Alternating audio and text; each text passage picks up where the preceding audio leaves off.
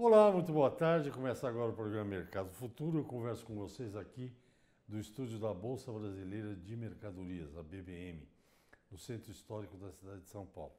Bom, você já sabe que a programação do SBA, do canal do Boi, você pode assistir pela Parabólica, como sempre assistiu, também pela Claro TV e Net TV e no Facebook também, então pode ver pela internet.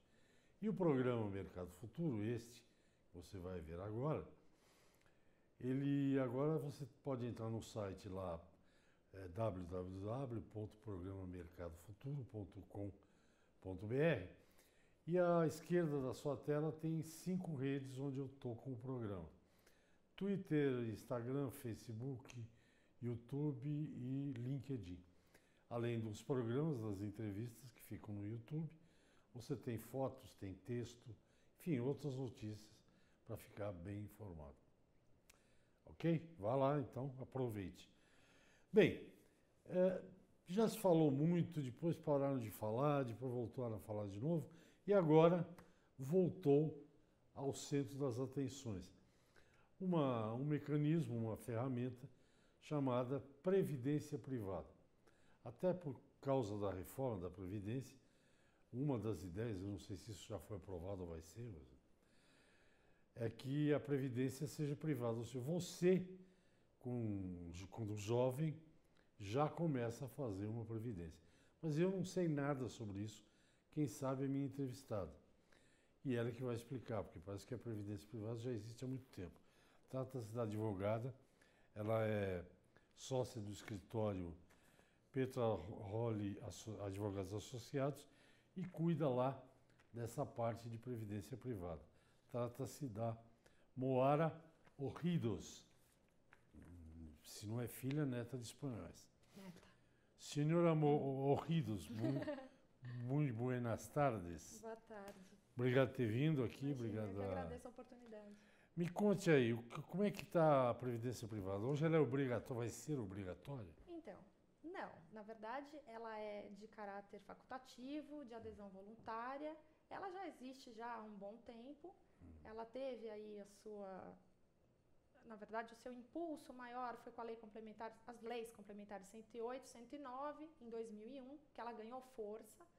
E aí, com essa história da reforma da Previdência, o assunto veio muito à tona e começou a despertar nos brasileiros a necessidade, a importância de se ter uma complementação de renda de forma particular.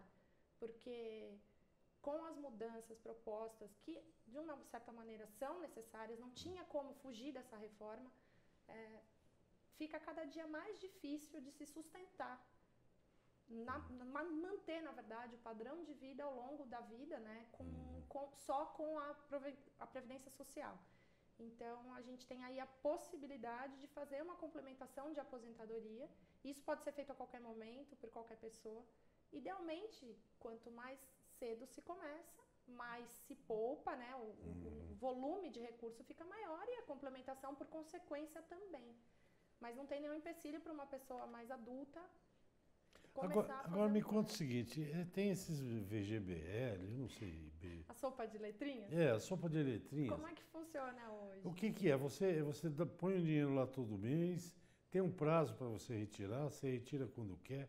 Como é que funciona? Então, hoje, o mercado de previdência se divide em dois grandes universos. São as entidades abertas de previdência complementar, que são aí as sociedades com fins lucrativos, as SAs, que hoje a gente tem aí os bancos que oferecem o produto dentro do seu portfólio, então são as seguradoras ligadas a bancos, tem as seguradoras independentes, que elas oferecem planos individuais e coletivos, que tem o PGBL e o VGBL. Então, o PGBL a gente recomenda para as pessoas que precisam de incentivo fiscal e que fazem a declaração do imposto de renda no formulário completo.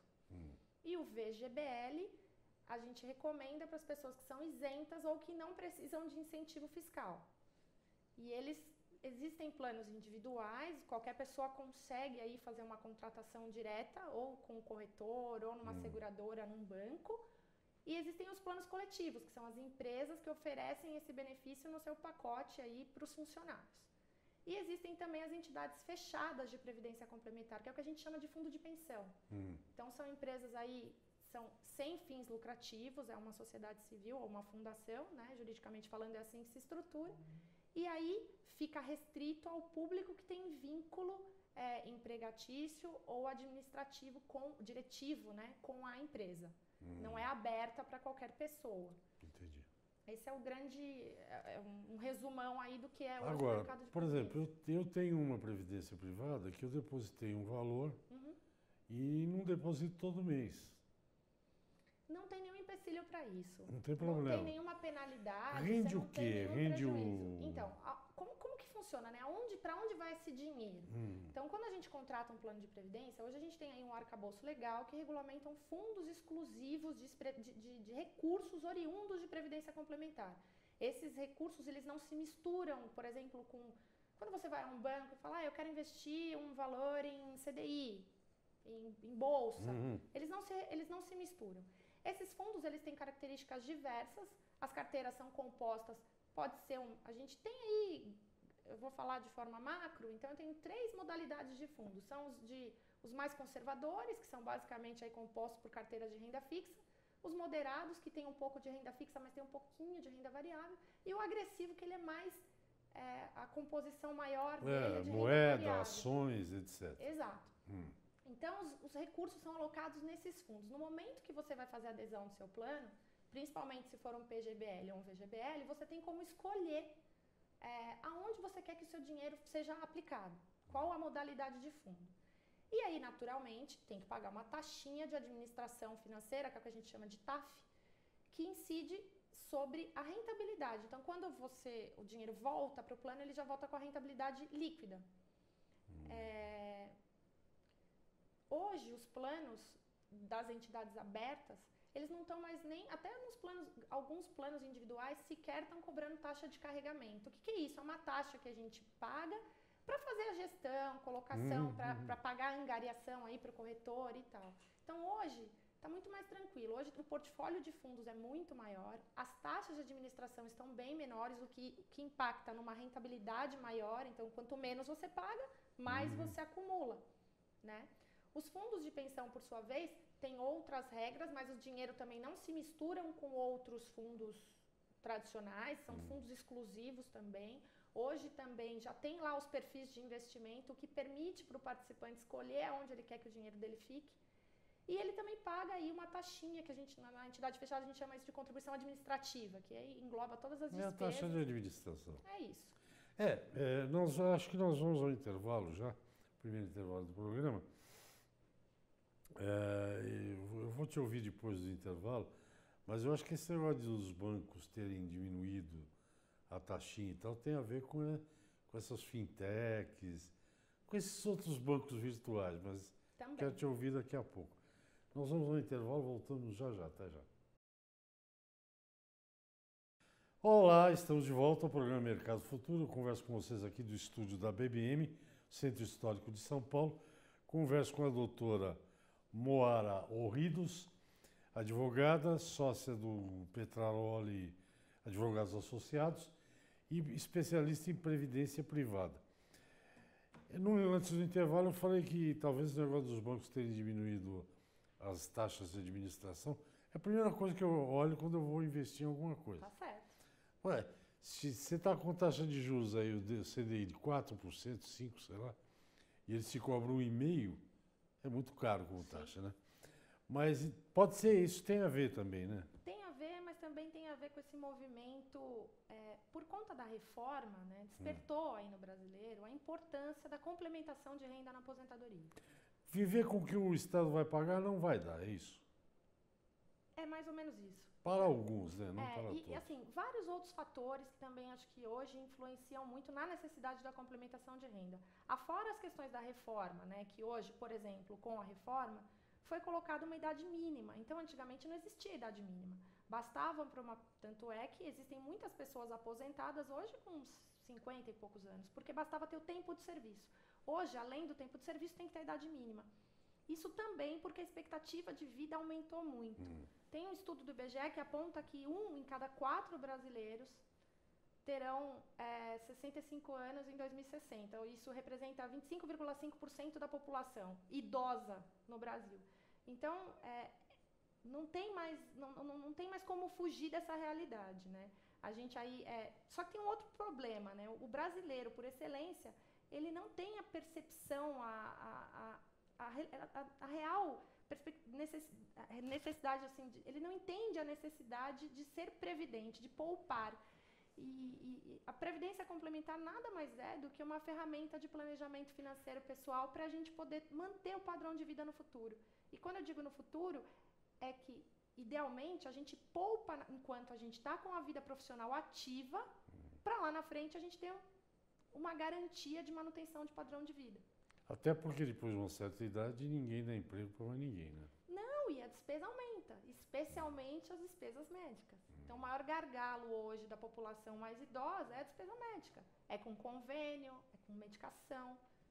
E aí, muitas vezes a aposentadoria pública não consegue suprir essa necessidade. Por isso da importância e da relevância de ter aí uma complementação de aposentadoria. Tem alguma coisa a ver, doutora, com o... Eu li alguma coisa, mas não acompanho com você. Falou-se muito em previdência na área rural. Ficou igual para todo mundo, cidade de campo? Não teve. Esse item foi excluído da reforma nesse momento, do texto original. Ah, tá. Foi mantido. Eles não mudaram a questão do trabalhador rural. Ah, entendi. Porque eu li muita polêmica sobre isso. No começo era um ponto de alteração, o benefício de prestação continuada também foi mantido. Alguns pontos foram tirados do texto original. Também a questão da reforma dos estados e municípios também foi tirada, está aí tramitando numa PEC paralela, justamente porque isso estava dando muito barulho e estava atrasando muito o processo de aprovação do texto original. E aí eles preferiram tirar. Já que estão falando de previdência privada, mas de reforma da Previdência. A reforma como passou é motivo para a gente ficar feliz, satisfeito?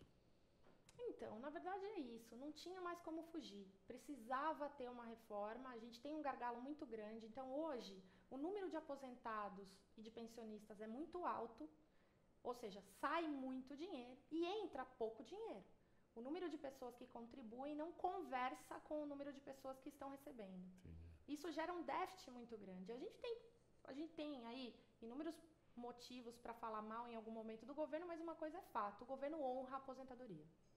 Há trancos e barrancos, mas ele honra. Então, não se sustentava mais o modelo da forma que estava. Dado todas essas mudanças aí, especialmente a questão da longevidade.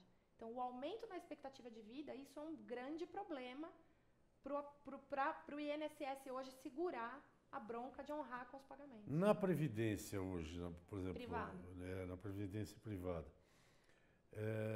o ideal, eu estou te perguntando isso porque com o advento das redes, hoje a gente tem públicos de todas as idades. Justamente. O ideal para uma previdência privada, seja ela conservadora, moderada ou agressiva, é começar com que idade? De 20 anos, por exemplo? Idealmente, você pode fazer para um bebê. Então, assim, os pais é que fazem. Os pais podem fazer já para os filhos. O quanto antes começar, melhor. E a gente tem que desmistificar um pouco essa história de que a previdência é só para complementação de aposentadoria, então eu preciso esperar ficar velhinho para ter acesso ao recurso? Não, você pode usar ela como uma ferramenta de planejamento financeiro pessoal, como eu já disse. Okay. Então vamos supor, pega um jovem que tem aí a ideia de fazer um intercâmbio. Então ele poupa porque a rentabilidade é bacana, ele não tem, diferente, por exemplo, de um fundo de investimento comum, que a gente tem aí o sistema de come cotas, né? O que é isso? É aquele IR que vai mordendo aí ao longo do tempo. Os fundos de previdência são isentos do come cota. Então, toda a rentabilidade que for obtida por aquela carteira vai ser devolvida para ele. Qual é o pênalti que ele paga, então? Aí é o imposto de renda. Por isso tem que pensar e tem que entender qual é o tempo que você quer deixar aquele dinheiro lá e qual a finalidade que você quer dar a ele. A gente tem hoje aí 2 tipos de regimes tributários, que é o progressivo, que é como a tabelinha que incide sobre o salário, que tem as faixinhas e tal. E tem o regressivo. O progressivo, por sua vez, é o que a gente chama de compensável. Eu pago o imposto, mas no momento que eu vou fazer minha declaração de imposto de renda, eu tenho como fazer um ajuste, para mais ou para menos. Isso vai depender naturalmente da sua declaração. A gente paga uma alíquota única quando faz um resgate, por exemplo. Então, vamos supor, você não tem lá sua previdência hoje? Se você precisar desse dinheiro, posso resgatar? Pode, não tem empecilho nenhum para isso. Aí precisa entender qual regime tributário que você está, para entender como que você vai pagar, qual é a alíquota que vai incidir de imposto e se você vai poder compensar isso ou não. E tem a outra, que é o regressivo, que são alíquotas decrescentes, que começam em 35%, e aí, de acordo com o prazo de acumulação, ela vai baixando, ela chega em 10%, mas ela é de caráter definitivo. Ou seja, não tem compensação. A grande diferença também do P e do V, independentemente do regime tributário, é o PGBL, o imposto, incide sobre o todo, ou seja, o quanto você pagou, mais o quanto rendeu. E o VGBL incide somente sobre os rendimentos. Então, você só vai pagar imposto sobre aquilo que rendeu. Muito interessante isso aí. Isso é muito importante. Então, precisa entender direitinho qual muitas pessoas também hoje utilizam os planos de previdência também para diversificação de investimentos. Então, você pega, às vezes, uma pessoa mais madura, que tem um dinheiro X, está parado, ao invés dela deixar na poupança, ela fala, para que eu vou deixar na poupança que me rende 0,00 qualquer coisa, e eu coloco num plano de previdência. Mas, de novo, tem que prestar atenção para não perder dinheiro. Se você colocar o dinheiro hoje, se é o P ou se é o V, e quanto tempo você vai deixar esse recurso lá. Porque na hora que você for movimentar, seja para fins de resgate ou mesmo para concessão de benefício de aposentadoria, vai ter o pagamento do imposto. Então tem que pensar direitinho para não ter perda. Entendi. Mas é uma possibilidade também, às vezes algumas famílias usam até para planejamento sucessório. Eu tinha uma ideia de previdência privada completamente diferente do que eu já estou vendo, né? Eu achava que você depositava durante um longo tempo, digamos, do nascimento até os 60. Ok. E aí, num certo período, você pararia de pagar e receberia uma mensalidade. Não é assim?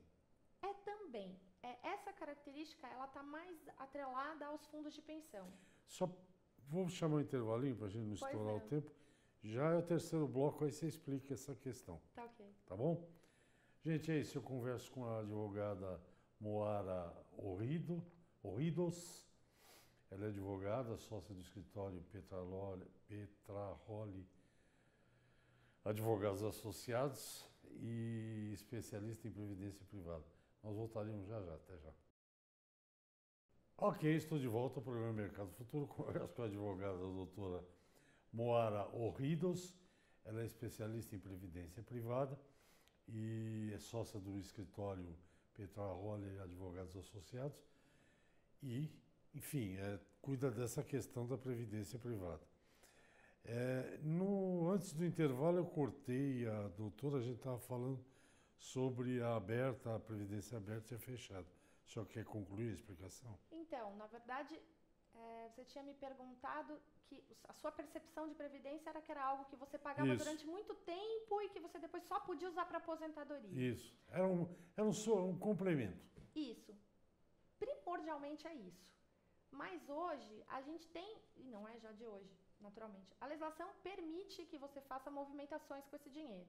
Tanto para fins de resgate, né, que é o saque, quanto para fins de portabilidade, que é a transferência de recursos entre entidades, que aí precisa observar uma série de requisitos, tem que guardar a característica, por exemplo, um P não conversa com um V.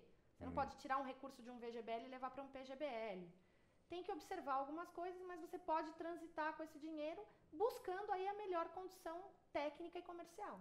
Okay. Então, se você está num plano muito antigo, naturalmente as taxas são maiores. De repente, vale a pena você migrar para um plano mais moderno. Não há essa necessidade de você ficar pagando para depois esperar para usar o dinheiro só para fins de aposentadoria. Isso quando a gente fala de entidade aberta. Okay. Quando a gente fala de entidade fechada, dos fundos de pensão, o acesso ao recurso está condicionado ao término do vínculo, seja ele empregatício, associativo, diretivo. A gente não consegue, por exemplo, ao longo da carreira, se eu estou numa empresa que me concede o benefício de previdência privada nessa modalidade, se eu precisar de dinheiro, eu não posso fazer um resgate. Depois que eu rompi o vínculo, aí eu vou olhar para o regulamento, vou olhar para o desenho do plano e ver como que eu tenho acesso a esse recurso, o que eu posso fazer com ele. Mas ao longo da ativa, enquanto o meu vínculo está mantido lá, eu não consigo ter essa mobilidade. Quer dizer, esse pouquinho que eu tenho lá no banco, se eu quiser mudar para um outro plano, pode, que seja parente, lá o V com V, né? Isso. taxa menor eu posso mudar, sem perder nada. Sem perder nada. Porque eu acho, por exemplo, que a carência do meu já passou. Com já tem certeza. menor. E a portabilidade você não tem perda zero. O recurso vai Nem integral. paga imposto. Nada. Muito. Doutor, eu preciso conversar mais com a senhora para administrar melhor o meu parco capital. Né? Você tem VGBL? Eu tenho PGBL, porque eu declaro no formulário completo Do e aí eu uso imposto. do incentivo fiscal que eu posso deduzir até 12% das minhas contribuições, limitado à minha renda bruta anual. Então eu tenho até 12% da minha renda bruta anual de incentivo fiscal. Eu tenho que fazer um cálculo para saber o quanto idealmente eu preciso contribuir para poder usar esse incentivo fiscal. E se tem ideia, por exemplo, nos fundos fechados eu não sei, mas deve ter. Mas nos fundos abertos, quantos trilhões ou bilhões tem Então, nisso? só no mês de agosto, por conta desse movimento de mercado, da reforma, só no mês de agosto teve um aumento de novas contribuições de 11,5 bilhões de reais. O pessoal está com medo, né? Como dizia a vovó, tem um ditado. Então, agora, né, as pessoas começaram a entender que um plano de previdência não é mais um item de luxo, como assim se diria. É uma necessidade, tão quão um seguro de saúde, um seguro automóvel, e que a gente precisa ter um plano de complementação de aposentadoria para a manutenção do padrão de vida lá na frente. Até porque a semana passada, se eu não me engano, o ex-presidente do Banco Central, o Ilan, disse que essa taxa de juros que nós estamos vivendo agora veio para ficar, ou seja, rentista de CDI não vai dar mais, né? Pois é. É por aí também, né? Pois é. E aí agora, o número de participantes ainda teve um aumento pequeno, não teve um aumento tão significativo de novas adesões. Teve um volume maior de quem já tem a consciência que tinha o plano de colocar mais dinheiro no plano. Hoje também é uma importante ferramenta de retenção e atração de novos talentos para as empresas. Hoje, as empresas que possuem um plano de previdência no seu pacote de benefícios, pode-se dizer que é uma empresa diferente. Ela tem um diferencial. Os planos geralmente são oferecidos pelas empresas, as empresas participam, né? Então, a empresa põe uma parte e o participante põe outra parte. O funcionário põe outra parte. Isso tanto em aberta quanto em fechada, né? Então, é interessante para a empresa também goza de incentivo fiscal, então é bem legal a empresa ter essa consciência também de fomentar essa cultura, né? no empregado, de ter essa educação financeira.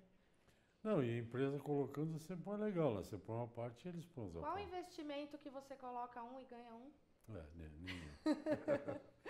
Nem na Zona Leste, que nós gostamos. Pois é, e geralmente as contribuições da empresa são 100% da contribuição do empregado, então isso é bem legal. E ela põe isso porque depois ela também ela goza tem do desconto, incentivo fiscal, exatamente. Então, para ela também é interessante sob a ótica fiscal, mas sob a ótica patronal é um mega benefício. Tem uma diferença, eu não sei, deve ser por isso, mas, por exemplo, tem algumas empresas, agora se fala, a melhor empresa para trabalhar no Brasil e tal. Vou dar uma marca aqui que eu não tenho nada com isso. A Natura, por exemplo. São empresas que oferecem uma série de benefícios que não necessariamente estão na legislação, né? Sim. É isso. Esse benefício, ele não é obrigatório. Faz quem quer. Ele é facultativo, ele não é obrigatório. A adesão é voluntária. Você também, enquanto funcionário, se a sua empresa te oferece, você não é obrigado a aderir. Você adere se você quiser. Então, é um benefício no começo do programa, eu acho interessante reafirmar isso. Quando você falou que pode fazer para um bebê. Sim. Nasceu, faz lá. Precisa ter documento, mas o que eu quero dizer Sim. é que já dá para fazer para as crianças. Hoje tem os planos infantis. Não, se você... me veio isso aqui, eu ia falar antes, não lembrei, eu lembrei agora. Por exemplo, você tem ideia de quanto custa um curso, uma pós, por exemplo, numa universidade americana de primeira linha? Até para isso você pode usar. É isso, por isso que eu estou dizendo, não é só uma ferramenta para Você pode tirar, você pode... Quer fazer um intercâmbio, o pai quer garantir a faculdade do filho lá na frente.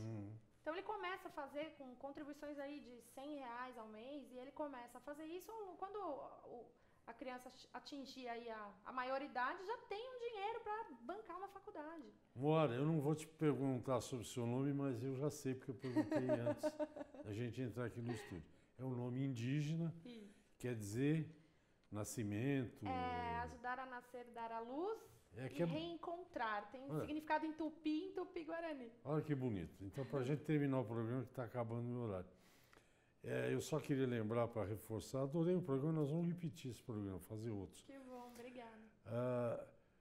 Eu conheço um rapaz de 20 e poucos anos, ele faz faculdade de Direito, não vou dar o nome da faculdade, e a mensalidade é mais de R$3.000 por mês. Haja VGBL. Doutora, muito obrigado. Eu que agradeço. Voltaremos a marcar, vamos trocar número de WhatsApp agora, porque esse assunto dá muito pano para manga. Que bom, muito obrigada obrigado pela viu? Oportunidade. Obrigada. Até a próxima, então. Até, obrigada. Gente, é isso. De segunda a sexta, Mercado Futuro no ar. Até o próximo. Tchau.